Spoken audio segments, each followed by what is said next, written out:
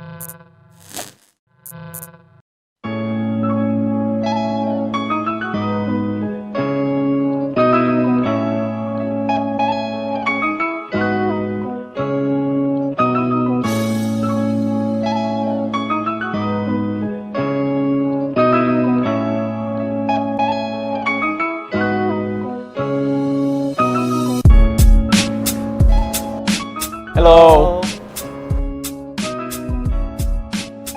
Anh Nhật Minh, anh Minh Nhật ta Minh. Đúng rồi, Nhật Minh. Nhật Minh. Trời ơi, Lâu quá không gặp. Vân Dương. Thank you Chun vì đã nhận lời đến với Ba Story. Có gì đâu, lâu quá không gặp Phúc. Có nhớ hồi đó là tụi mình gặp nhau đầu tiên ở đâu không? Có chứ, gặp Phúc đầu tiên là trong cuộc thi Hoa học trò Icon 2005. 3 năm rồi. Còn giữ lại hình không? Còn giữ mấy cuốn tạp chí. Ừ. Bố Jun là người giữ không? Bữa Jun dọn dẹp á, Jun sửa nhà đó, Jun dọn dẹp Jun hết hồn là xưa bố mẹ mua tới 10 cuốn lận, chắc là 10 mấy cuốn lận. Phải đi phát cho xóm Trong đúng xóm không? ở trong chợ Bến Thành đó, tại vì gia đình bán ở chợ Bến Thành. Bây giờ còn lại được 4-5 cuốn. Muốn coi lại hình không? Đâu coi. Từ từ nha. Đây là Chun Phạm của 13 năm về trước, 16 tuổi. Lo sợ quá. Tấm ảnh đăng quang. Diêm à. Trời ơi, cái này hôm bữa hèn chi tôi thấy ủa tại sao ông anh Khang ông có tấm này, Dustin gửi vô trong nhóm. hèn chi ủa sao cái tấm này rất là hiếm có. Hiếm ha. Hiếm mà tại sao ông Trời anh Khang ơi. có thể kiếm được cái tấm này, cái ông nói là thằng Tin nó gửi cho anh. Ngây thơ chân chất cực kỳ. Ghê thiệt á đừng. Trời ơi. Cho hỏi là mình đã dùng kem tẩy da hay là tấm trắng kiểu gì đây à? Không, nó thật ra là ngày xưa đó nha, Chun là lái xe đi học, lái xe đạp đi học mỗi ngày từ quận 4 lên trường Trưng Vương học. Nên đen này là đen bẩm sinh. Không đen từ cổ lên tới trên nữa không? Bây giờ là để được đi xe hơi hoài ở bên trắng ra. Mà Phúc đen nhất á. Phúc không đen bằng. Để có hình Phúc luôn. đánh phấn nhiều hơn. Nó là đen bằng. Đen cỡ đó. Không hiểu sao vô bị đánh phấn giống như là đi hát bội luôn. Ê, tính ra mắc cười quá ha. Ừ. Xưa là Jun nó là chở có bạn tên là Dương Kim Ngân, là Jun học trong trường. Cái Dương Kim Ngân nói là giờ không ai chở Ngân hết trơn, mà Ngân lái xe thì không có sang nên thôi kêu Jun sẵn chở lên chở. Xong cái anh Huy mà làm trong học trò, Anh Tuấn Huy. anh đi ngang qua thấy Jun ê mặt cũng được các mày vô mày chụp luôn đi. Ờ. Cái cuối cùng mình được hạng nhất, Ngân bị rớt, Ngân khóc quá trời luôn. Cuối cùng hạng nhất là có mình nè, có Phúc nè, có Hoa hậu Ngọc Hân, có Hoàng Thị Hoàng Thị Linh. Linh Chi. đây. Và khi mà đạt giải xong là sẽ được chụp một bộ ảnh thời trang của báo 2. Trời ơi, vinh dự lắm nha. Đáng sợ quá, đừng. Hú hồn luôn nha, mà bây giờ hình coi không nổi luôn tại vì chất lượng nó rất Mà là kiếm tốt. đâu ra vậy trời? Anh Tuấn Huy gửi chứ ai. Má ơi. Ghê thiệt á. Lát nữa mình sẽ Ghê quá luôn. cái này còn mấy mắc ói Không. nè, Thôi. chụp ngoài cột điện. Cái này ai vậy? Phải túi. Túi. Nhìn là biết rồi, mấy cái ngoài đường ngoài xá này là chỉ có Phúc thôi. Đúng rồi. Đó, studio. Studio cũng đây là chụp ngoài đường tại vì phong cách bụi trần. Ôi ghê không? Rồi bây giờ mình sẽ làm thử thách chụp bìa báo tin. Trời đất ơi, thôi trời ơi. 30 tuổi rồi. Vô 1, 2, 3. Không, sai rồi, nghiêng qua đây. Sao vậy? Nghiêng qua đây.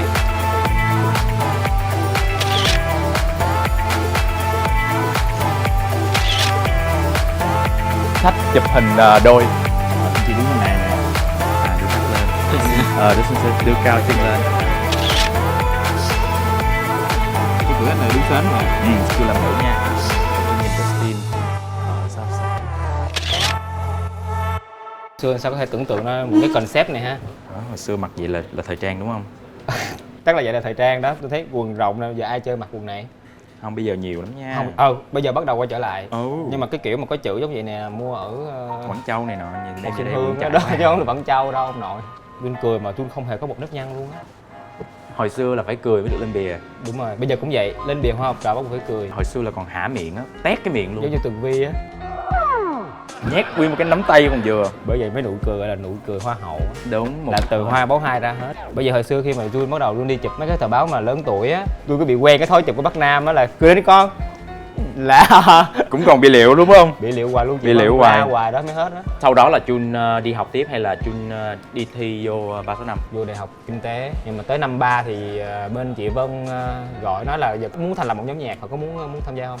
Thì lúc đó là Shiny rồi Super Junior đồ rất là hot ở Việt Nam. Đúng rồi, boy band. Tôi cũng coi, tự nhiên coi xong cái mình muốn phải chi mà Việt Nam mình cũng có một nhóm nhạc như vậy. Mà nghĩ chị Ngô Thanh Vân, rồi vừa lúc đó là mới ra Bảy Rồng rất là hot, nên rất là tin tưởng chị Vân luôn, là giao thân cho chị Vân 10 năm. Có hối hận không? Thật ra là có hối hận, đi giữa chừng đó thì hối hận, chứ thật ra tới bây giờ thì không hối hận. Cái đoạn đó là đoạn nào? Cái đoạn đó là một cái đoạn vô cùng đáng sợ luôn á, là tại vì 365 mọi người chắc Phúc cũng biết. Tại Phúc cũng trong nghề mà nhìn là biết là lúc 365 ra đâu có thèm coi đâu. Tới 4 năm sau mà nếm mật nằm gai, đúng kiểu là một tháng chỉ có 2-3 triệu xài thôi, không có tiền gì hết. Ví dụ như Nu Phước Thịnh đi, có một show đi thì Nu Phước Thịnh ra Hà Nội hát thì chỉ cần vé máy bay của Nu thôi. Đúng rồi, còn này là Còn chia này, 5 người, lúc đó 5 người, có Tony nữa và cả anh quản lý nữa là 6 người. Nhóm nhạc bắt buộc phải có quản lý, nếu mà không có thì ra ngoài đứa này đi chơi, đứa kia ở nhà ngủ, rồi mỗi lần tới giờ diễn khó. Bởi vậy ra ngoài thì cái gì cũng gấp 5 lần người khác. Nên nhiều khi tôi nói thật không có lời được bao nhiêu nữa, lỗ luôn chứ lời gì. Giống như tôi nhớ có một thời gian 365 đi Nga diễn á, rồi nghe đồn đi nước ngoài mà đi Nga nữa, thích lắm. Bây giờ miễn phí cũng đi cho biết, chứ giờ cứ ở nhà hoài đâu có được. Đúng rồi. Thế là đi thì có các bạn nào đâu, qua bển rất là cực, nhưng mà được đổi lại thì được biết nước Nga là sao, được biết Saint Petersburg là sao, Moscow là sao. Bây giờ hát xong mặc dù không có cát xê nhé, nhưng mà người ta cũng lì xì cho. Mà người ta giàu lắm, người ta lì xì một đứa $1.000 á. Trời đất ơi, $1.000 y như bây giờ cũng đi hát được vậy. Đúng rồi đó. Cái số tiền đó tôi nói thật là thời điểm đó là một con số không tưởng với 365 đâu. Đúng rồi. 5 đứa cũng không kiếm được ngàn nữa chứ nói chi mà tới 5.000 thời điểm đó. Vậy là bắt đầu 365 từ năm 2000 mấy? Cuối năm 2010, 7 năm hoạt động chung. Vậy giờ lời chưa? Lời dĩ nhiên, trời ơi. Từ khi mà có Hai Cô Tiên khúc không kịp hết á. Bóng bóng ban là đã rồi.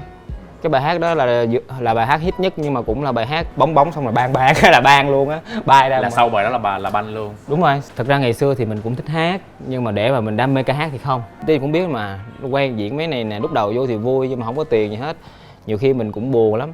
Gia đình thì lúc đó thì thấy chụp hình thì vui, tại cỡ nào thì tôi cũng học giỏi, nên cái việc mà đi thì cho thôi, nhưng mà cái việc mà để mà bỏ học để mà đi theo ca hát là vô cùng khó khăn.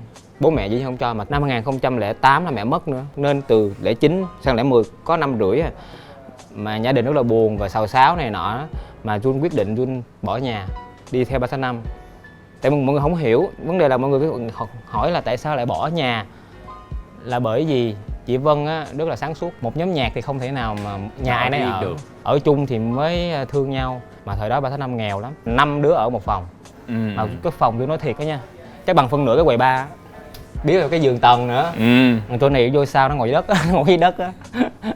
Nhưng mà thời đó rất là vui, giống như là tối nào á nằm nói chuyện với nhau, kể về những ước mơ, là không biết mình chừng nào mình có tiền, không biết chừng nào mình có nhà, không biết chừng nào nhóm mình sẽ nổi tiếng. Mà cho đến khi nhóm mình nổi tiếng thật sự rồi đó, thì nhóm mình lại quyết định ngưng để mà tìm hướng đi riêng.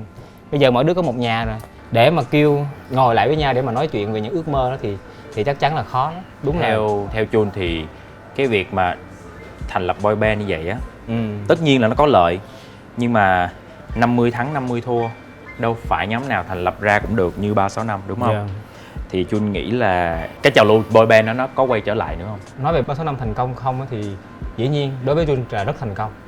Nhưng mà trước đó thì có những anh chị thành công hơn rất nhiều, như 1088 rồi Ba Con Mèo, nhưng mà đó là thế hệ cũ. Thế hệ của 365 là thế hệ mà chị Vân muốn vạch ra cho mọi người biết là 365 là một nhóm nhạc thần tượng đầu tiên. Có nghĩa là ngoài hát ra thì về hình ảnh cũng rất quan trọng. Đúng rồi. Rồi về diễn xuất, hay là còn có những cái reality show, làm đủ nghề bán nước, bán quần áo, bán cơm tắm nữa. Will mới vừa thấy bán gì? Quần áo. Tôi nghĩ là thời nào cũng có thể làm được. Nhưng mà quan trọng là phải có một leader tốt. Rất là may mắn cho 365 là có chị Vân. Là một leader mà tôi nói thật là dĩ nhiên có những lúc mà giận chị lắm. Giận gì? Chị rất là thương nhưng mà chị rất là vô tình. Tôi nói thật, nhiều khi một năm gặp chị được 2-3 lần. Chị Vân sợ thân rồi á, chị Vân không có nỡ để mà chửi. 4 năm đó là 365 không hề kiếm được một cắc bạc nào, mà thẳng ra là chị Vân đầu tư lỗ. Bắt đầu năm thứ 5 mới kiếm được tiền. Thì hãy tưởng tượng trong vòng 4 năm đó mà đầu tư cho một đứa con đã khổ rồi, mà đầu tư cho 4 đứa con mà toàn là 4 đứa mà lòe loẹt á, chứ không phải là 4 đứa mà chỉ mặc áo cho đủ ấm thôi. Phải lên sân khấu thật đẹp, rồi phải làm MV thật là khủng để mà đấu với lại những cái bạn đơn solo. Chị thương đến nỗi mà chỉ mua từng cái vớ nha. Chị đi nước ngoài gì chị phải mua 5 cái vớ, nói thẳng là 5 cái quần nhỏ. Lên sân khấu là phải mặc vớ đen nha, không được đứa nào mặc vớ trắng. Kiểu giống như vậy để lúc nào cũng đều, xấu cũng phải xấu đều, nhảy xấu cũng phải xấu đều, không được đứa nào được nhảy đẹp hơn. Dustin biết là Jun còn viết lách nữa, hình như là cái đó là cái đam mê lớn hơn ca hát, đúng không? Nói lớn hơn ca hát thì không phải đâu.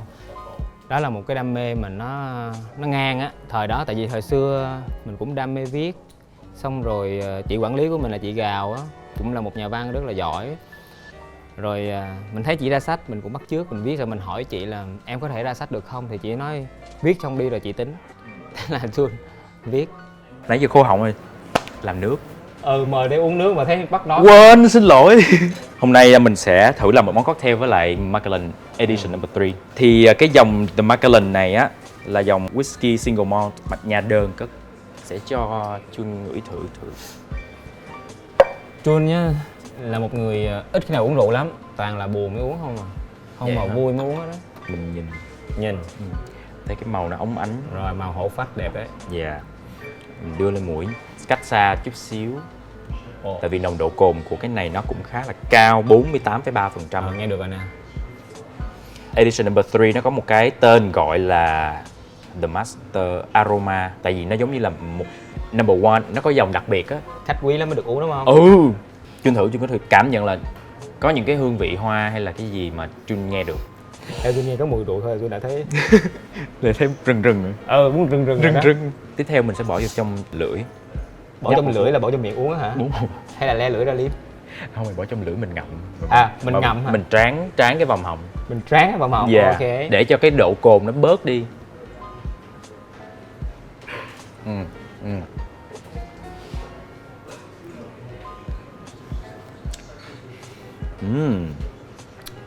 Khi mà tôi uống cái rượu này thì Dusty biết tôi gặp ai không? Ai?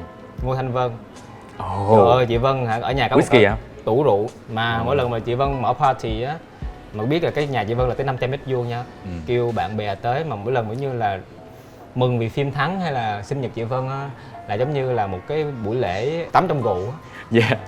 Ban đầu sang lắm, toàn là người Na Uy với người gì không mà thưởng thức giống như là quý phái lắm mà. Mình thương sao, mình thần thái hay sao? Thần thái. Hửi trước. Thử chứ. Xong rồi Mình bỏ phải vô giao miệng, lưu lấy vào ánh mắt, đúng giao không? lưu nói chuyện với nhau, uống.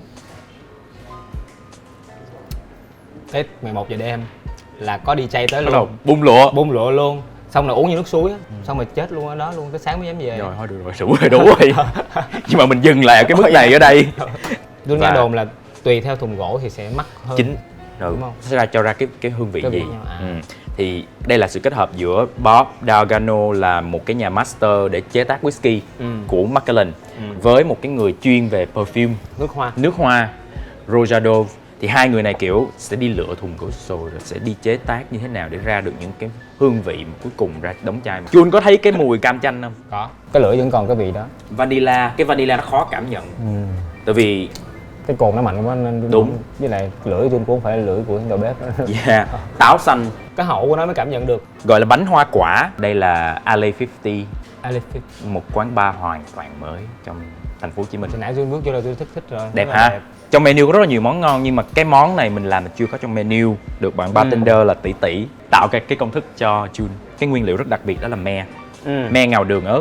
Cái món này nó có me cho nên mình sẽ gọi là mấy cô gái hồi xưa hay ăn me là cái gì? Nhà bên. Sắp tới đây thì tôi ra mắt một bài hát được mang tên Cô Gái Nhà Bên. Mọi người hãy mở YouTube coi lại. Kìa cô gái bán me kìa. Hello mọi người. Hello em tới đúng lúc. Tụi anh đang nói về MV của hai người nè. Bây giờ anh sẽ làm cho hai người cái ly cocktail mà anh đã nói với Jun. Cô gái nhà bên. Mình rắc cái muối này xung quanh cái ly. Mình sẽ có khoảng 45ml Macallan Edition number 3. Jun thì chỉ biết pha trà sữa thôi. Được. Ngửi thấy mùi rượu nồng nặc rồi đó. Anh cái này có ngọt không vậy? Chua ngọt. Nhẹ nhẹ. Cocktail mà. Em muốn chua. Em thích ngọt, em không thích chua. Đang làm nước cho mình uống mà cứ hỏi tôi sợ quá. Có thể là lỡ tay bỏ thuốc độc hay là bỏ gì vô không trời. Là tay đổ hơi nhiều. Egg wine. Mình trắng trứng. Tại sao con cocktail lại có lòng cuối cùng là Có đau bụng không anh? không, khi mà tét lên là nó sẽ bông lên. Rồi, hứa nha. Hứa uống được. Hứa là bông lên nha, không bông thì biết. Cái này là hỗn hợp vodka mà mình đun với lại ớt. Sao giòn hỗn hợp với lại trứng trộn. Khi mà mình đun Sao nghe giống như là cái bánh tráng trộn của em á. Nè, cho hưởng thử. Nó sẽ giúp cho mình không cái vị cay. Nhưng thèm spaghetti ghê á, nghe giống như là cái gì quá rồi. Mùi giống cái sốt thì... Cái nói chung là làm giống như cái mùi mà mình ăn nem với ớt. 3 xíu thôi. Lắc lên.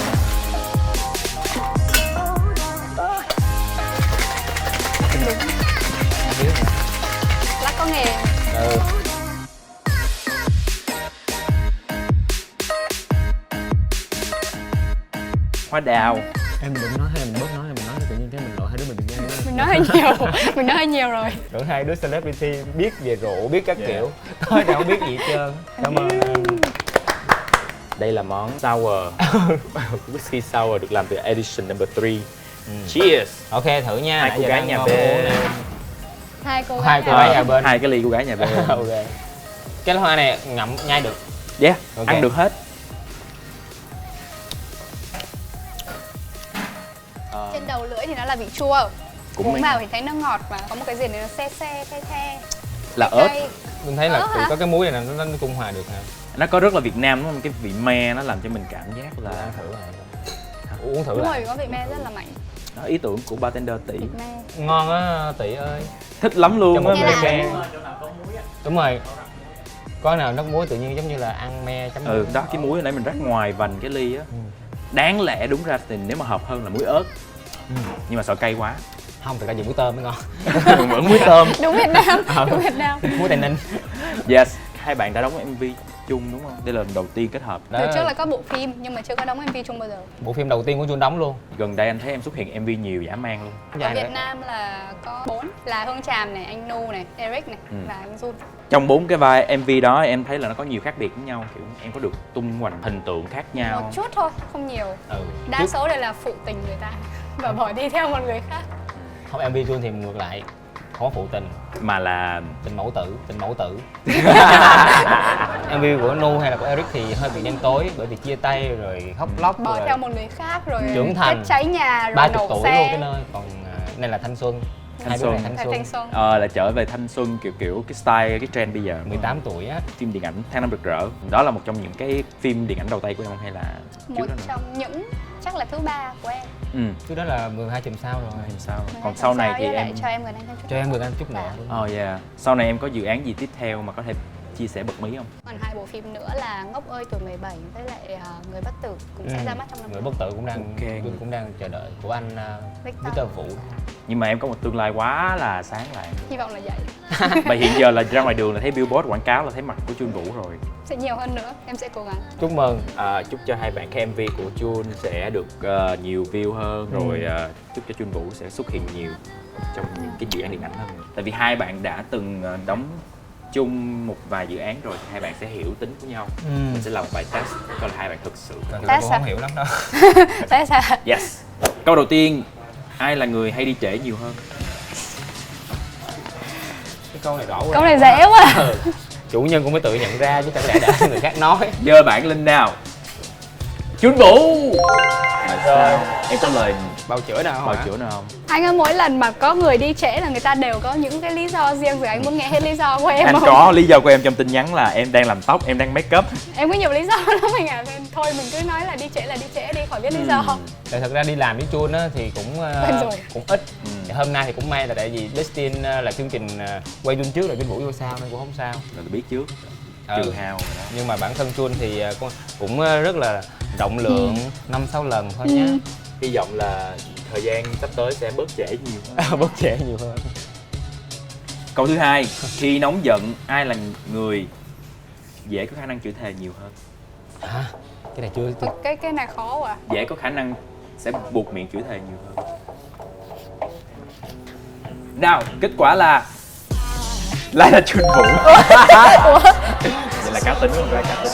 Chỉ có Vậy cái là là chắc chắn là ông sẽ không chửi thề nên mà Trời nên Hay mới là ghi em. chửi gì?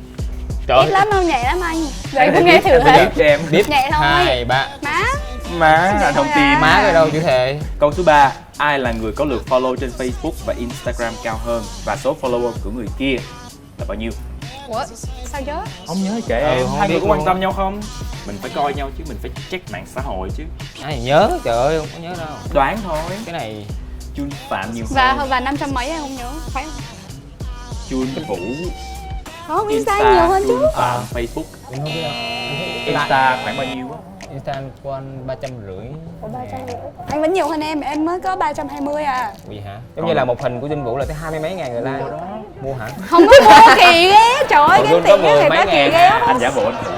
Còn Facebook thì ok, Jun nhiều hơn. Ừ. Tôi nhớ vậy.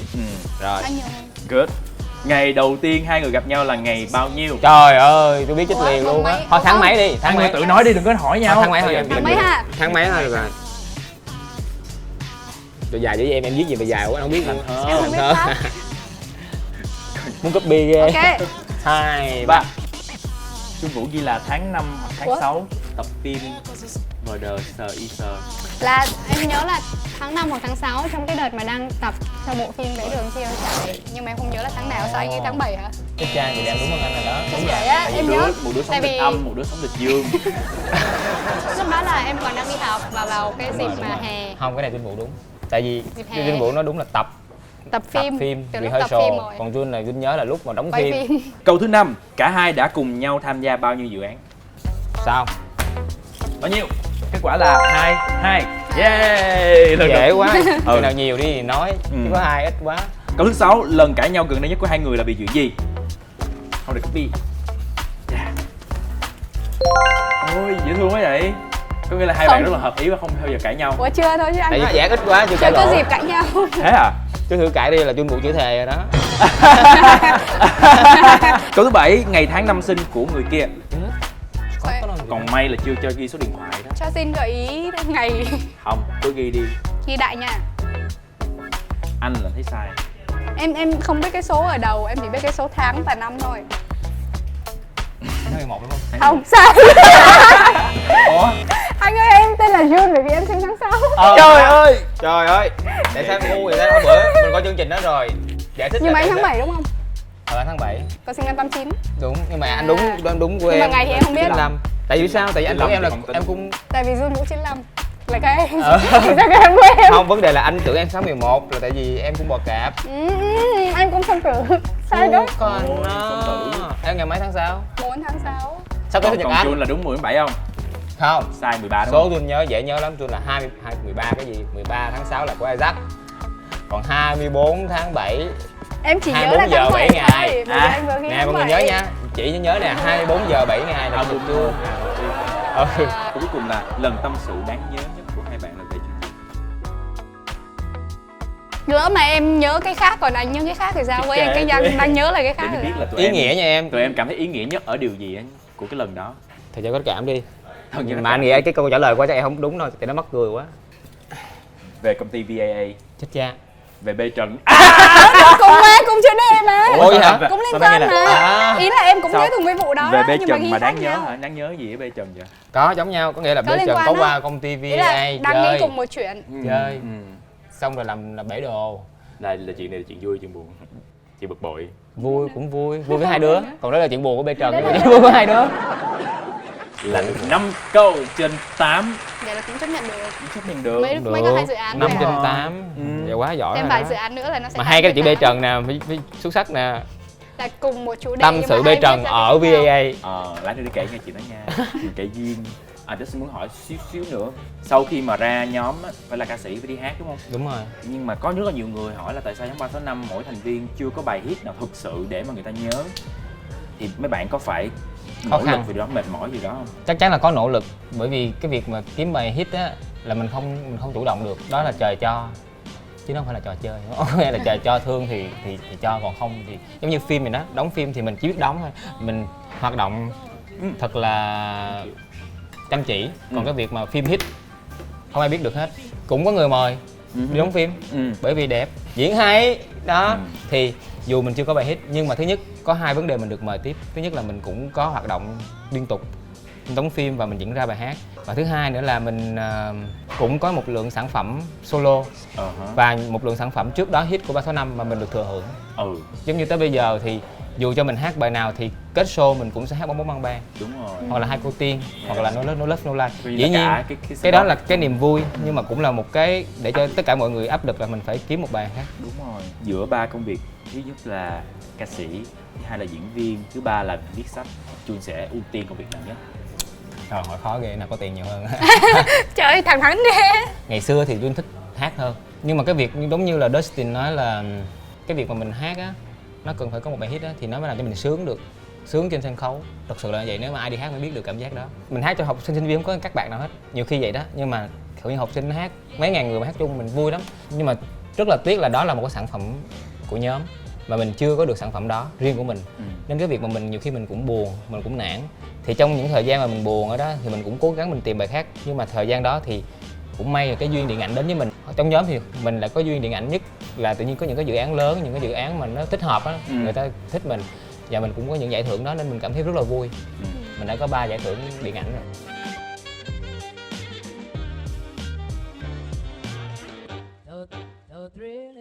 Nói về cô gái nhà bên thì chắc chắn là khán giả rất là muốn nghe cái bản live của Jun Phạm trình diễn ở đây cùng với guitar. Ok. Chơi không? Ok. Chơi. Như thường lệ thì Bar Stories lúc nào cũng có tiết mục văn nghệ. Nghệ nhân cười không? Đó là bài hát mà mọi người vừa mới nghe trong thời gian vừa qua, rất là dễ thương của Jun Phạm, có diễn viên Jun Vũ đóng cô gái nhà bên với phần đệm guitar sáng tác của Andy. Bài này thì cứ mở đi em. Dễ thương là chính ạ. Mọi người nghe hát một Mình mở lời đi. bạn cho nó vui.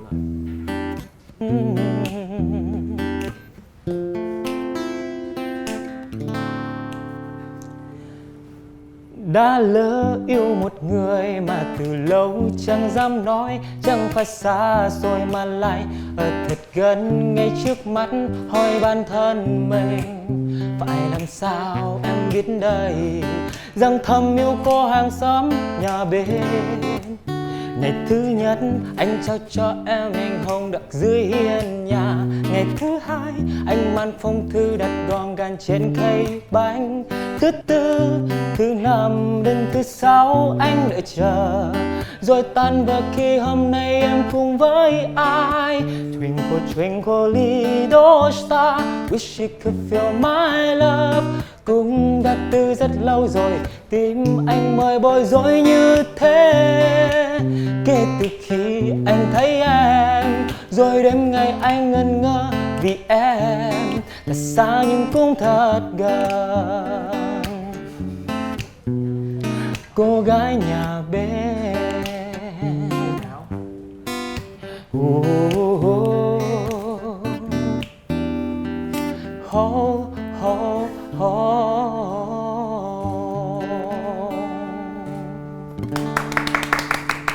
Cảm ơn công danh rất là nhiều nhé. Bây giờ mình sẽ đến với phần tiếp theo, chơi game.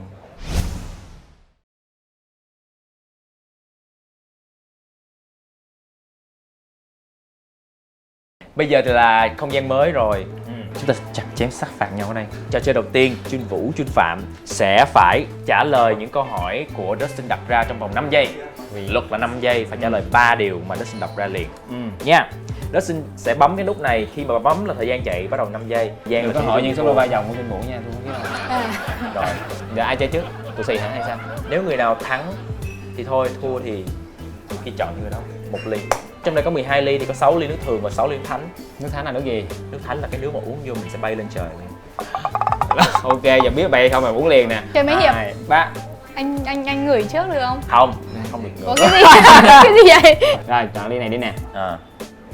Rồi để đây đi. Cái này nó Anh có em vẻ- thấy cái nước nó ít ít em nghi Vậy quá. thì Anh bây ơi, giờ- cái ly mà nhiều nhiều nhá. Vậy hả? Dustin sẽ không biết, đọc nghe nó Dustin lỏng đọc lỏng. câu hỏi xong Dustin bấm là phải trả lời liền trong 3 giây, Ok. xong phải bấm lại nha. Nếu mà em thua là em phải uống. Đúng rồi, nếu Còn mà nếu- em bị lố 5 giây đó, Còn nếu mà em thắng, em thắng thì thôi. cái ly này pass on Dustin chưa? uống. Ok, anh Ok, uống. vậy Ok, đi ha. chơi luôn. Chơi luôn. Câu hỏi dành cho Jun Vũ. Kể tên 3 bài hát của nhóm 365. Bồng bóng bang bang, hai cô tiên. Chết. Nơi không thuộc về. Hai cô tiên rồi, 4 bóng bang rồi. Nhiều. Xứng đáng chưa? Xứng đáng. Uống liền em. Mời em. Thiệt không? Mẹ đủ giả rồi. Bây giờ Chết. đúng. Chết rồi hả? Mình sẽ làm 1, 2, 3 mình không hửi. Nếu em cảm Ok, thấy là nó ấy ok. thì em dùng nữa anh uống cho. Ok. Ok. 1, lên. 2, 3. Y. Chết rồi, đúng rồi. Trúng độc à? Trúng độc. Trúng gì? Lót. Vậy đó, Dustin cũng ga lăng với Jun đúng không? Hả? Gà lăng với tôi này thôi chứ. Một Jun thôi. Jun cũng phải về nhà làm việc nữa. Có đẹp không? Cũng Nghĩ đẹp từ lượng của mà. anh hơn em. Em chọn một ly cho Jun Phạm. Bớt Em lạnh thấy nhà hóa cái học. ly này nó ít nè. Em nghĩ là ít như vậy chắc là short này. Câu. Cái ly mà đầy. Em làm như vậy lát nữa anh cũng vậy đó nha. Nhưng mà em Nha. có người hỗ trợ. 5 giây nha. 3 nickname mà Jun Phạm dùng để gọi người yêu. Bé yêu. Họ con. Ý là Con giấc mơ. nữa. Ý là giấc mơ em cái gì nghe không? Gì ở giấc Bé mơ? yêu. Bị Bé liệu yêu rồi nó với giấc thỏ mơ. con với cái gì nữa? Bé yêu, Có con. họ con, Với lại cục cưng nữa mà không nói được, Khôi Dream á là thua rồi đó. Rồi thôi. Ủa thế sao lại thỏ Bé con yêu vậy? là thỏ con, ai gọi Gì- vậy? Nhìn nó giống con thỏ dễ thương. Thỏ mà nó như thế này hả? Thì nói chung là nó ở bên mình nó rất là dễ thương thì mình gọi Ở bên mình là con thỏ nó như vậy. Thì con thỏ nó hay vậy nè em. Ok ok Cái ok. hamster đó. Thôi uống đi anh. Để về coi bé yêu thỏ con là ai. Dạ, thank you. Nước hả? Nước. Không vui gì hết vậy. Để cho chợ. Câu hỏi dành cho Chun Vũ là 3 điều mà Chun Phạm ghét nhất. Anh ghét ma. Anh ghét con rắn không? Anh ghét Biết. sư tử không? Anh ghét côn trùng. Ghét cái gì vậy? Em thua rồi, để anh nói. Anh ghét rắn không? Anh ghét sư tử không? Em không biết luôn á. Anh ghét chuột, Anh yêu sư tử không? chôm chôm, ghét chị giờ. Ghét vậy giờ. Ghét vậy giờ. Mời em. Tại sao anh ghét trôm trôm vậy? Nhìn cái hồi nhỏ nhìn nó giống như là Lông lông á. sida vậy đó. Đâu có ai ăn cái vỏ đâu mà. Anh ơi. Nhìn thôi là thấy ghê rồi. Anh không biết nha. Một nửa thôi.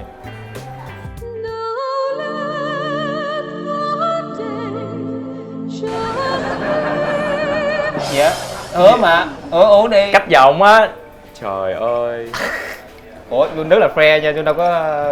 Thôi Jun đi lát nữa Hai lần Jun rồi. sẽ nửa với Jun. Yeah. Lát nữa là Jun có bệnh hệ gì Jun mà nói Là hai sẵn là đứa được cùng cái đi cắt luôn Jun á. nhá. Tôi thấy nhạc đó là tôi sẽ hai đó. Cái này nè. Sắp lạc trôi rồi đó. Thế rồi sao em thua nãy giờ vậy? Để anh chọn không em? Em chọn cho anh hả? Chun Vũ có 3 đức tính tốt nào? Sao dễ quá vậy? Ờ, Cái nào cũng tốt hết chăm anh. chỉ diễn hay. Chăm chỉ như ngày. Diễn hay không phải là đức tính. Đức tính là cái gì Chăm vậy? chỉ cũng Là phải có em điều siêu tốt, lười có luôn. điều là Nhưng điều mà anh tốt. cứ có đáp án ở đâu rồi? Đâu có đáp án đâu. Bởi vậy khốn nạn là không có đáp án đâu Phúc. Thì nếu như mà em đồng ý Không, là ý là nó diễn em không siêu hay. lười. Chăm chỉ là sai rồi đó.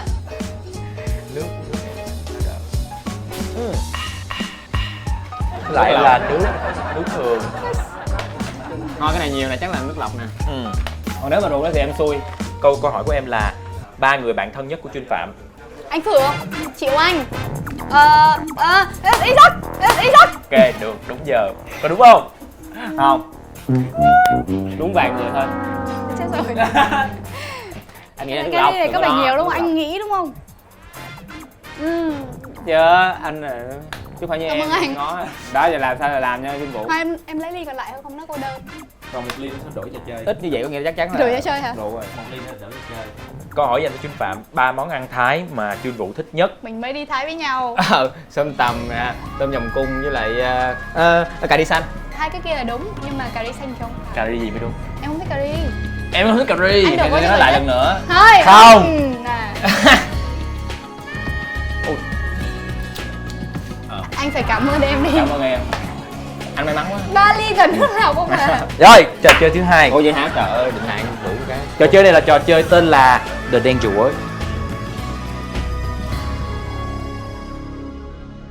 Từ nguy hiểm là cái từ mình không được nói, mà mình phải nói ra cái từ Không nguy hiểm. không nguy hiểm là từ an toàn.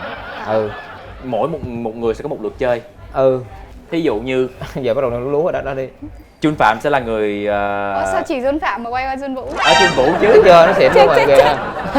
Chun Vũ sẽ là người chơi. Xuân Vũ sẽ cầm cái từ đó trong tay, có 2 từ, từ đúng phía trên là từ Danger Word là ở dưới. Em phải dùng một từ để đố. Rồi cho Nhung Vũ đoán trước ha. Ok. Nước. Nước hoa. Nhúng. Nước rửa mặt. Mưa. Nước ướt. Hiểu chưa? Hiểu rồi. Rồi chỉ có một uống đi. thôi. Bớt diễn tả. Uống đi. Đúng rồi phải không? Nước. Có phải nước không? Nước nè. Rồi. Không cổ. Rồi bây giờ tới dòng của Justin thì Uống hay. đỏ lè rồi đó. Rồi. Bạn qua đây nè. Cái này anh cũng biết mà. Anh biết nhưng mà bây giờ cái này nó khó quá, nó là một dịch nói một từ đúng không? Một từ. Nguồn. Nguồn thì là ngắn. Sao chơi hay vậy? Sao chơi hay vậy? Nguồn đâu có cái từ nào mà nó như vậy đâu, cho nên là chỉ có thể là ngắn thôi em. Xuất sắc Chun Phạm. Phun ra đi. High five Chun Phạm. Phun ra cũng nhỏ nhỏ giọng luôn đừng ngó. Một nửa thì Chun Phạm sẽ share cho. Không có. Đổ. Sao 1, 2, 3 không sao. Chắc khóc luôn hả? Nó đi Staccato nữa. Em tưởng nước cái em. Xong rồi chứ. Rồi, em tưởng nước rồi, uống rồi đó. Hello, can you hear me? Người... Tù xì nữa ai? Ủa, tại sao tôi xì vậy? Tôi thắng mà. Tại vì mình cũng giống nhau mà.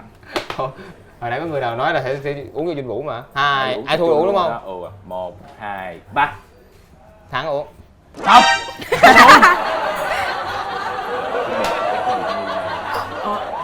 Rồi. Chết rồi. Rồi tới ai là người đoán? Vô. Tới anh đoán. Đoán thì em qua bển. Hả? Bóc cái này đúng rồi. Đúng rồi. Jun Phạm. Anh ơi, anh ơi. Anh mệt quá à. Anh thấy tham gia chương trình này tốn sức quá à. Anh nói trước đi. Nói chứ là em thua đó nha. Thôi. Rung. Rung. Em cũng Tự không nhiên biết tại rung. sao nữa.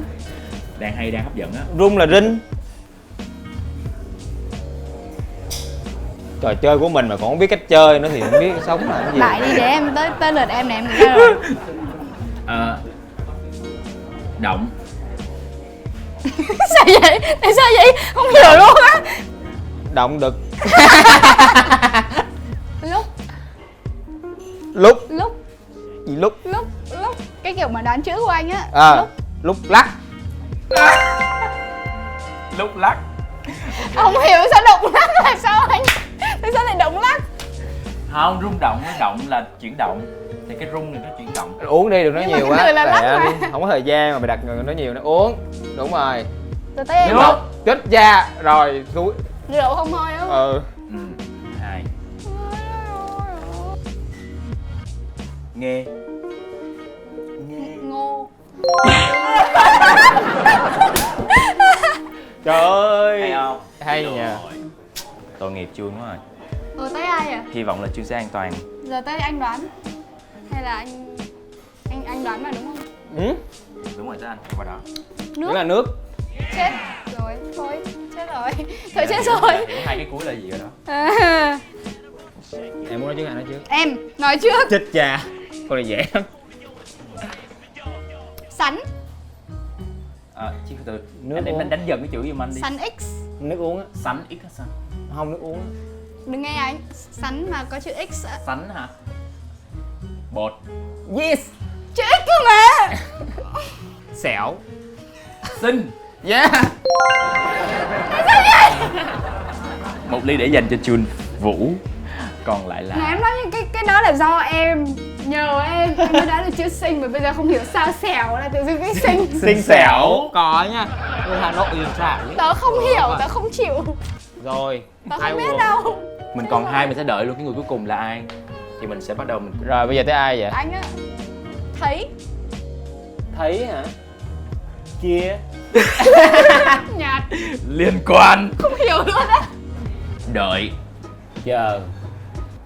Là đợi. Ngóng. Thấy, ngóng, đợi, chờ, trong. Chính xác. Rồi, vậy là chị đâu có Cheers. đứa xin uống á. Hết rồi. À, hai người uống hả? Hết Yeah. ly rồi.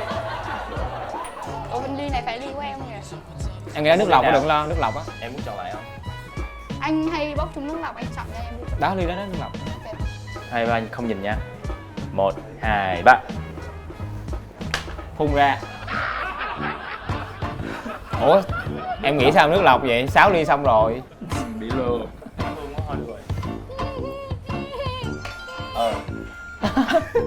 Ủa, cuối tên là gì vậy? Thì hai ly y chang nhau luôn mà. Dạ, được, vậy anh không có lỗi á. Như vậy là Nó chữ theo tiếng cảm Thái đó. ơn. Kêu. Thank you. Rồi. Vui không? Thằng mày mấy nục lại thằng Mày mày nút à. lại. Mấy nục lại. Mấy nụt lời nó cơ. Thật ra bây giờ là Jun rất là ngất ngây á, cổ họng nó đang rất là nóng lên và chắc chuẩn bị về nhà ngủ giấc rồi đó.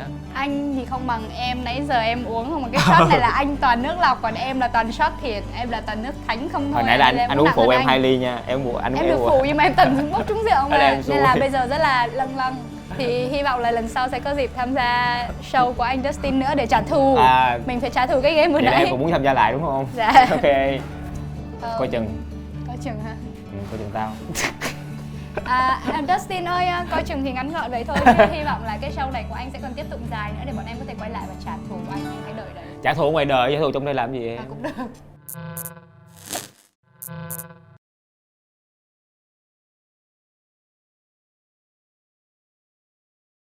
Ok, cảm ơn tất cả mọi người nãy giờ đã dành thời gian để xem chương trình Ba story. Ba Story. Giờ xỉn rồi. Ba Story, coi hết chương trình và nghe Chun cũng như là Chun Vũ tâm sự. Và hy vọng là mọi người sẽ tiếp tục theo dõi nhiều cái chương trình khác của anh Dustin trên Dustin on the go. Bye bye. Vô em. Vô.